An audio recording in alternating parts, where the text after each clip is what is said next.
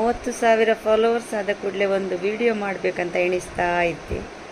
ಇವತ್ತು ಆಯಿತು. ಸಾಧಾರಣ 10-12 ವರ್ಷದಿಂದ ನನ್ನ ಫೇಸ್ಬುಕ್ ಅಕೌಂಟ್ ಉಂಟು. ನನಗೆ ತುಂಬ ಇಂಟ್ರೆಸ್ಟ್. ನನ್ನ ಒಮ್ಮೆ ಕೆಲಸ ಎಲ್ಲ ಆದ ಕೂಡಲೇ ನಾನು ಫೇಸ್ಬುಕ್ಕಲ್ಲಿ ಆ್ಯಕ್ಟಿವ್ ಆಗಿ ಇರ್ತೇನೆ. ಅಂದರೆ ಬೇರೆಲ್ಲ ಜವಾಬ್ದಾರಿಗಳನ್ನು ಸಹ ಮಾಡ್ತೇನೆ. ಅದರ ಒಟ್ಟಿಗೆ ನನಗೆ ಇದೊಂದು ತುಂಬ ಖುಷಿಯ ಕೆಲಸ. ಹಾಗೆ ಈಗ ಹೊಸತಲ್ಲ, ಸಣ್ಣಂದಿನಿಂದಲೂ ನನಗೆ ಫೋಟೋಗ್ರಫಿ ಅದು ಇದೆಲ್ಲ ತುಂಬ ಇಷ್ಟ ಇದ್ದ ವಿಷಯವೇ. ಈಗ ಸಹ ಮುಂಚಿನ ಫೋಟೋಸ್ ಎಲ್ಲ ಕಲೆಕ್ಟ್ ಮಾಡಿ ನಾನು ಇಟ್ಟಿದ್ದೇನೆ. ಹಾಗಾಗಿ ನನಗೆ ನೋಡಲಿಕ್ಕೆ ಅದೆಲ್ಲ ಖುಷಿ ಆಗ್ತದೆ. ಹಾಗೆ ಇದು ಒಂದು 2018ನಲ್ಲಿ ನನಗೆ ಬರ್ತ್ಡೇ, ನಂದು 50th ಬರ್ತ್ಡೇ ಮಾಡಿದ್ದು. ಗ್ರ್ಯಾಂಡ್ ಸೆಲೆಬ್ರೇಷನ್ ಎಲ್ಲ ಆಯಿತು. ಆವಾಗ ನನಗೆ ಸ್ಟೇಜಲ್ಲಿ ಕಣ್ಣು ಕತ್ತಲೆ ಬಂತು.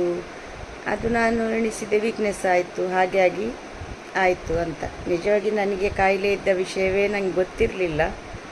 ಆವಾಗವಾಗ ಟೆಸ್ಟ್ ಮಾಡಿಸ್ತಾನೆ ಇರ್ತಿದ್ದೆ ನಾನು, ಹೀಗೆ ಜನರಲ್ ಟೆಸ್ಟ್ ಎಲ್ಲ.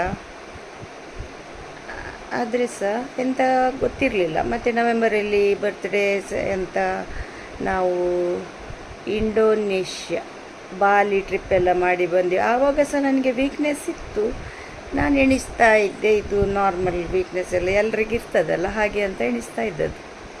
ಕಡೆಗೆ 2018 ಡಿಸೆಂಬರಲ್ಲಿ ನನಗೇನೋ ಡೌಟ್ ಆಯಿತು. ಹಾಗೆ ಹೋಗಿ ಟೆಸ್ಟ್ ಎಲ್ಲ ಮಾಡಿಸುವಾಗ ನನಗೆ 3rd ಸ್ಟೇಜ್ ಕ್ಯಾನ್ಸರ್ ಇದ್ದ ವಿಷಯ ಗೊತ್ತಾಯಿತು.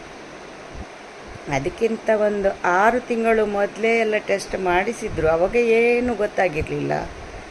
ಇದು ಡಿಸೆಂಬರಲ್ಲಿ ಭಾರಿ ಆಶ್ಚರ್ಯ ಆಯಿತು. ಅಷ್ಟು ಬೇಗ 3rd ಸ್ಟೇಜಿಗೆ ಹೇಗೆ ಹೋಯ್ತಂತ ಅದು ಇವತ್ತಿಗೂ ನನಗೆ ಇನ್ನೂ ಸಹ ಗೊತ್ತಿಲ್ಲ. ಕಡೆಗೆ ಮತ್ತು ಸುಮಾರು ಫುಲ್ 2019 ಫುಲ್ ನನಗೆ ಟ್ರೀಟ್ಮೆಂಟೇ ಇದ್ದದ್ದು. 21 ದಿವಸಕ್ಕೆ ಒಂದು ಸಲ ಎಲ್ಲ ಟ್ರೀಟ್ಮೆಂಟ್. ಆಗ ನನಗೆ ಮನಸ್ಸಿಗೆ ತುಂಬ ಸಮಾಧಾನ ಕೊಡ್ತಾ ಇದ್ದದ್ದು ಫೇಸ್ಬುಕ್. ಹಾಗಾಗಿ ಎಲ್ರಿಗೂ ನನ್ನ ಥ್ಯಾಂಕ್ಸ್. ಅಂದರೆ ನಾನು ಕಾಲಲ್ಲಿ ಯಾರ ಹತ್ರವೂ ಮಾತಾಡ್ತಿರಲಿಲ್ಲ ಆ ಟೈಮ್.